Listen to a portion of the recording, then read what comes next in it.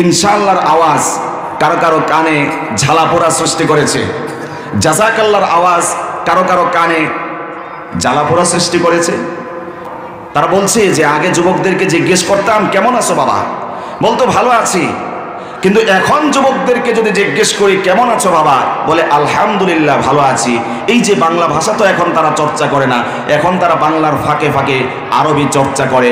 আমি আপনাদেরকে জিজ্ঞেস করতে চাই, বাংলা ভাষার ফাঁকে ফাঁকে আরবি ব্যবহার করা এটি কি কোনো গর্হিত কাজ? আওয়াজ করে বলেন গর্হিত কাজ? বরং আমি আপনাদেরকে রেফার করছি ডক্টর মোহাম্মদ শহীদুল্লাহ, এই দেশের খ্যাতিমান একজন সাহিত্যিক ছিলেন, বাংলা ভাষার একজন জনক ছিলেন।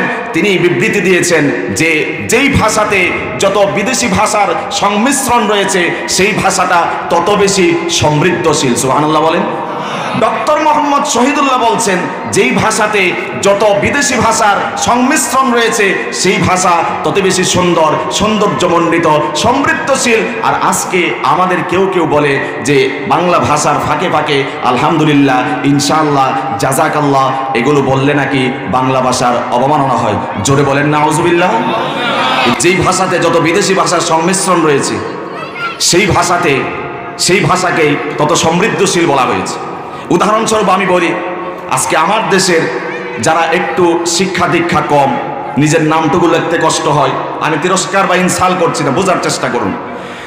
এমনকি শুদ্ধ ভাষায় কথা বলতে পারে না, কিন্তু তারা যখন সৌদির মতো রাষ্ট্রে যায়, বিদেশের বাড়িতে যায়, 2-3 মাসের মধ্যেই অনর্গল বিদেশিদের মতো কথা বলে। কথা বলেন ঠিক কিনা?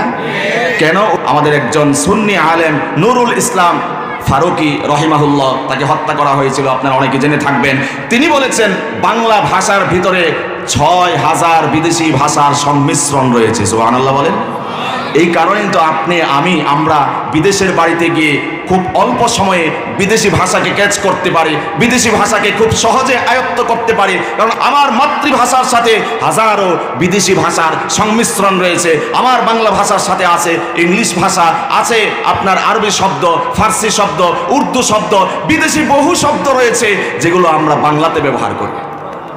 আমরা ইনশাআল্লাহ বললে দোষ হয়ে যায়, আলহামদুলিল্লাহ বললে দোষ হয়ে যায়।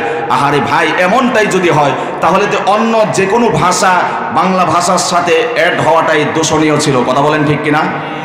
যে কোনো ভাষাই তো বাংলা ভাষার অনুপ্রবেশ করার কারণে সেটি বিতর্কিত হওয়ার কথা ছিল, কিন্তু আরবি নিয়ে এত চুলকানি, তার কি কারণটা জাতি বুঝতে বাকি নাই।